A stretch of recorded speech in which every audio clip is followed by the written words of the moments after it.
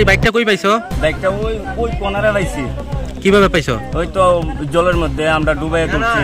8 জনে জাল মারছিল প্রথমে আর কি, জাল মারার পর দিয়া ওই টাইনে কইছে আর কি, তারপর আমরা গেছি, গিয়ে সেরা সবাই গিয়ে সেরা 8 জন আসলাম, আমরা গিয়ে আনছি। খুব কষ্ট হয়েছে। আমরা মানে মাছ ধরতে গেছিল না? মাছ ধরতে গেছিল, ওনার জাল টাল ছিঁড়া গেছে, জালের মধ্যে পড়ছিল বাইকটা।